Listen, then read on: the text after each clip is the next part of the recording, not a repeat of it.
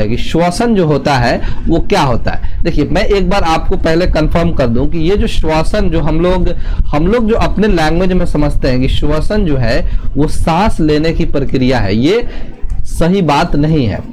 यानी श्वसन में हम लोग यही समझते हैं ना, जो सांस लेते हैं, ऑक्सीजन लेते हैं, कार्बन डाइऑक्साइड छोड़ते हैं, वही श्वसन है। लेकिन ये बात गलत है, ये बात बिल्कुल सही नहीं है। श्वसन का क्या मतलब होता है इसके बारे में बहुत ही हम लोग ध्यान से आज इस पूरे वीडियो में और इस टॉपिक से संबंधित जितने भी प्रश्न हैं उन सबको बहुत ही विस्तार से करने वाले हैं। ठीक है, देखिए बेसिकली ये जो है श्वसन एक प्रकार का क्या है मैं आपको बता दूं। श्वसन एक प्रकार का जैविक जो रासायनिक क्रिया है, जैव रासायनिक क्रिया है।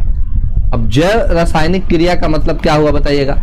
जैव रासायनिक का मतलब ये हुआ कि ये सजीवों के में होने वाली एक क्रिया है, जैव रासायनिक क्रिया। सबसे पहले तो ये आपको पता होना चाहिए, ठीक है, पहली पॉइंट। जिसमें क्या होता है, ऑक्सीजन यानी ऑक्सीजन के उपस्थिति में, ऑक्सीजन की उपस्थिति में, ध्यान से देखिएगा मैं लिख के बता रहा हूं आपको कि ऑक्सीजन की उपस्थिति में आपको जो हमारे भोज्य पदार्थ होते हैं, जो हम खाते हैं, ठीक है, जो भोज्य पदार्थ होते हैं उनका क्या होता है भाई, होते हैं उनका ऑक्सीकरण होता है।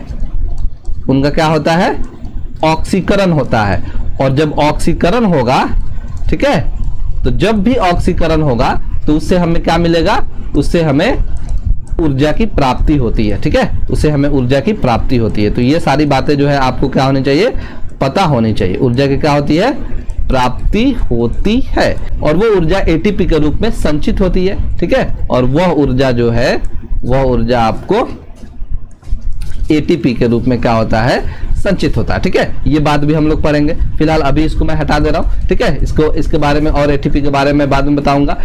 और ये सारे तो हो गए, मतलब जब ऑक्सीजन की उपस्थिति में जो हमारे भोज्य पदार्थ होते हैं उनका ऑक्सीकरण हो जाता है तो उससे हमें ऊर्जा प्राप्त होती है। लेकिन साथ साथ एक दो बात और है जो आपको जाननी चाहिए यहाँ पे, कि साथ साथ जो अपने शरीर से कार्बन डाइऑक्साइड और वो शरीर से क्या होता है, उसका निष्कासन होता है। कार्बन डाइऑक्साइड का क्या होता है, उत्सर्जन होता है या फिर निष्कासन होता है, तो वो आपको बाहर निकल जाता है। ठीक है, तो ये इसी प्रक्रिया को हम लोग क्या बोलते हैं, श्वसन बोलते हैं। श्वसन जो है वो दो तरह को देखने को मिलेगा आपको। जो श्वसन का प्रकार है वो कुल मिलाकर कितने प्रकार के पाए जाएंगे, वो दो प्रकार के आपको देखने मिलेंगे। कौन कौन, मैं आपको बता देता हूं। सबसे पहला जो श्वसन का प्रकार होगा वो वायवीय श्वसन होगा। ठीक है, और दूसरा जो प्रकार होगा वो आपको अवायवीय श्वसन होगा। ठीक है, अवायवीय श्वसन। इसके और भी बहुत सारे नाम है, मैं सबको बता देता हूं। वायवीय श्वसन का मतलब होता है ऑक्सी श्वसन। क्या होता है, ऑक्सी श्वसन। और अवायवीय जो होता है वो आपको क्या होता है, अनऑक्सी श्वसन। ऑक्सी श्वसन मतलब एरोबिक, इंग्लिश में अगर आप जानना चाहते हैं तो एरोबिक होगा, एरोबिक रेस्पिरेशन। और ये अनएरोबिक होता है, अनएरोबिक रेस्पिरेशन इसको बोलते हैं।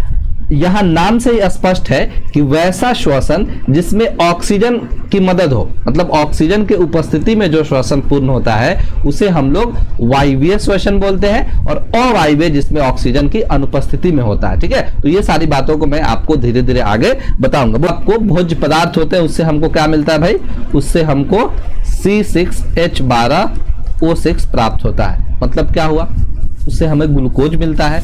और अगर हम लोग इसको ऑक्सीजन के 6 अणुओं के साथ क्या करें, अगर इसको रिएक्ट करवाते हैं तो हमें क्या मिलता है, हमें मिलता है, बहुत ध्यान से देखिएगा, हमें मिलता है 6CO2 प्लस H2O और साथ साथ आपको 38 ATP के रूप में ऊर्जा जो है वो संचित हो जाती है। तो यहाँ पे देखेंगे तो आपको 6 CO2 भी मिलेगा और 6 H2O मिलेगा। तो ये आपको क्या हो जाएगा, इसका समीकरण हो जाएगा। बोलिए, तो ये पूरी बात जो है मैंने आपको क्या कर दिया, समझा दिया बहुत अच्छे से। श्वसन की पूरी तरह से मैंने परिभाषित कर दिया कि ये ऑक्सीजन की उपस्थिति में भोज्य पदार्थ जो होते हैं उनका ऑक्सीकरण होता है और हमें उससे ऊर्जा मिलती है। और फिर उसके बाद क्या होता है, कार्बन डाइऑक्साइड गैस जो है वो उत्सर्जित होता है। ठीक है, शरीर से बाहर निकल जाता है।